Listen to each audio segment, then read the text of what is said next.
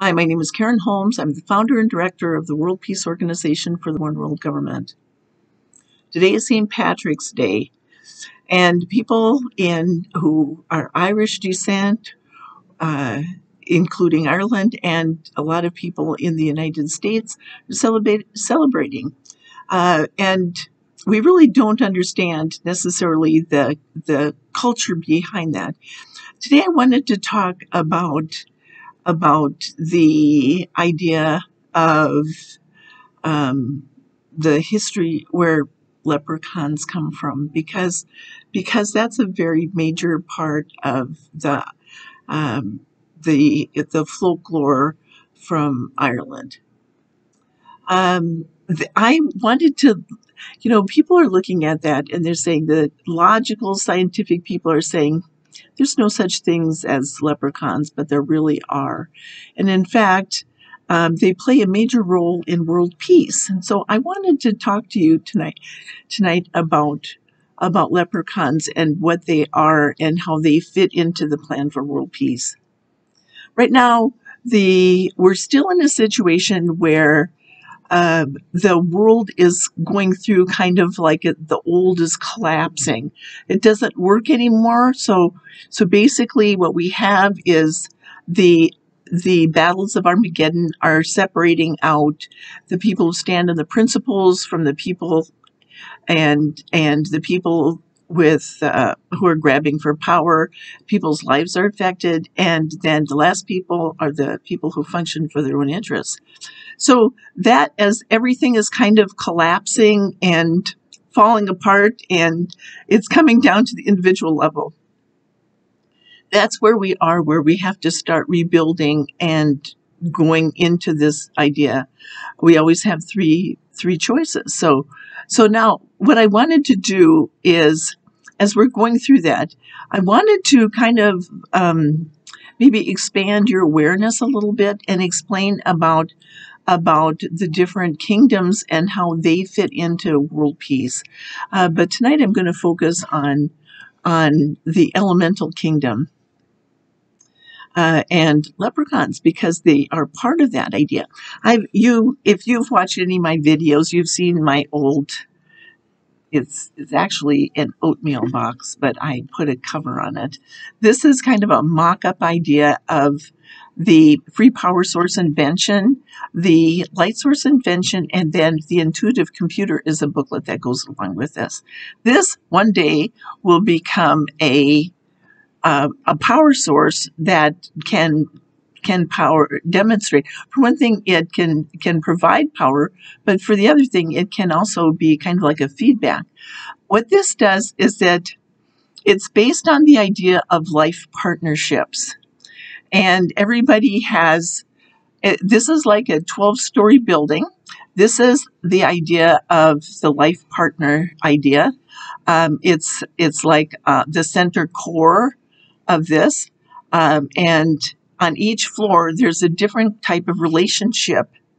The bottom floor is your family relationship, and that's where you get your power from.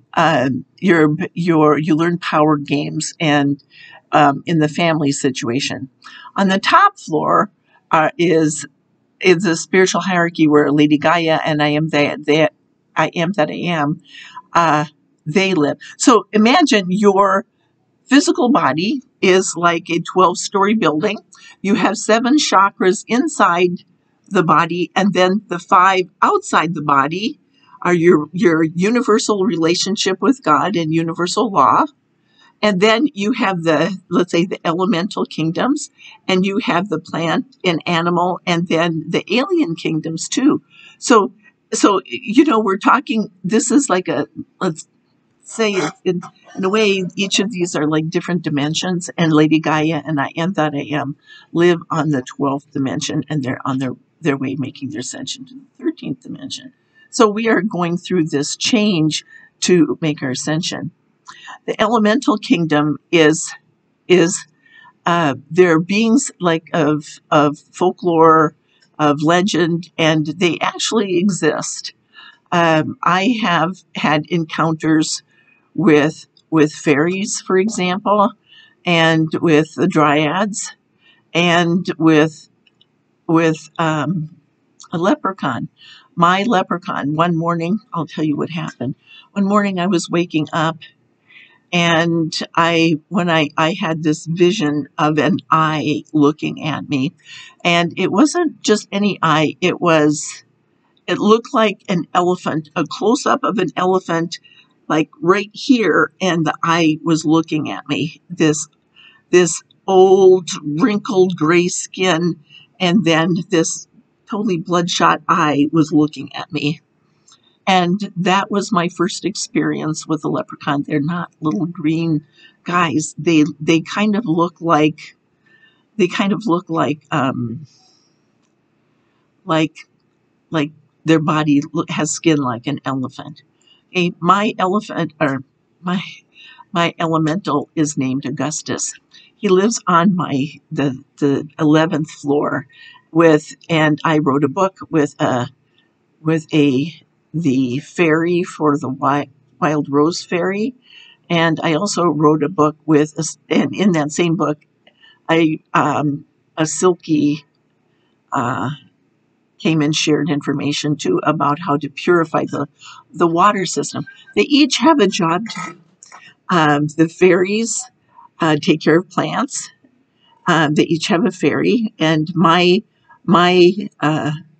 let's say totem for my project.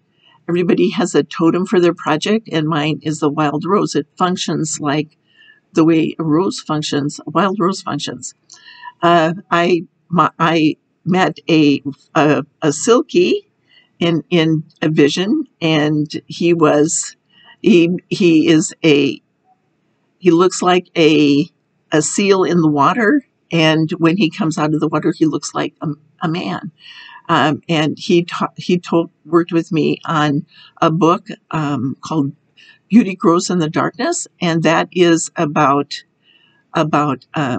he asked that we work to purify the water system, because the energy that's flowing in the oceans and the rivers and the lakes has been kind of contaminated. So basically, he's asking for help in that book.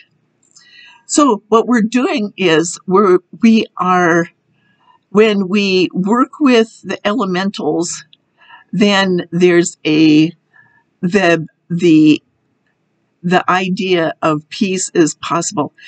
People have found that, for example, that if you talk to the plants, they grow better. If you there's the community in Scotland called Findhorn, and they basically found that the plants would grow better in that area. Even though it was not good soil, it actually, they were able, by working with the elementals, they were able to have a better result with their growing their crops. So in the future, by our relationship with the elemental kingdom will make world peace and protecting the environment much easier. It'll go into, let's say, a scientific perspective based on the idea of working with nature rather than against it. Okay, so what do leprechauns do? Leprechauns, my leprechaun, as I said, did I say that, is Augustus. His name is Augustus. And basically what he does is he takes what people believe and make, in a way, it's like what you believe is the elementals' responsibility. They create, they bring it and manifested it. But also what they do is they take and they help you create your project. They provide for you everything that you need. In a way, it's where the idea of the pot of gold at the end of the rainbow. So if you are doing what's in everyone's best interest and standing on the principles of universal law, then everything starts to work with you. And this is how it works, is that the elementals are helping you do that. And so you have the plants are working with you and the animals are working with you. That is the idea where you're working with nature rather than against it. And what will happen in that point in time is that you'll be able to create by working with your own. Everybody has a leprechaun to help you create the life you want. And once you start standing on the principles of universal law, then everything will start going with a sense of flow. We have to be making this idea of a life partnership means that you make a win-win agreement with the elementals, and you work with nature rather than against it. The principles of the cooperation of nature. Life partnerships are the relationships that allow you to function on a higher level because they're based on making win-win agreements where everybody shares what benefits to share. Okay, so that's all I wanted to talk about tonight. We're going to go into this in greater depth in the books. If I remember correctly, A Manual for Peace talks about this and the different kingdoms. But in my books about the kingdom books, I also had a relationship. I wrote a book with a demon, and the demon was Beelzebub, and he tells the story of how what role demons play in the world, because demons show you what you're afraid of and how they function